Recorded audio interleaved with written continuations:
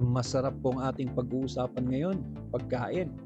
Sa mga pumupunta po diyan sa Macau, sana makita niyo po itong content po na ito ano. Itong, pinuntahan namin na napakasarap yung kanilang, noodle soup.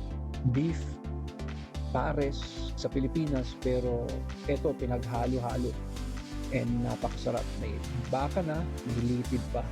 Makikita nyo 'to sa Avenida do Obrador, Arriaga, nasa kanto mismo. Hindi ko lang mabasa yung pangalan ng restaurant na ito, pero ayan oh, napakasarap siya talaga.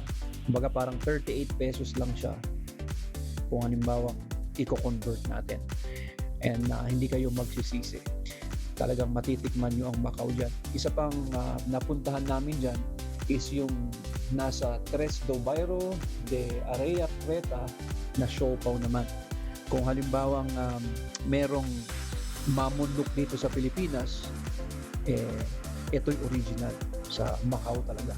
Ang laki nung siopaw, napakasarap nung quality yung mga nasa loob niyan. Tapos meron pa akong kinain diyan na parang tokwa, pero yung sa kanila kasi pahaba. And 5 star ang rating natin diyan. Hindi kayo magsisisi. And, sana pupuntahan niyo and enjoy Macau.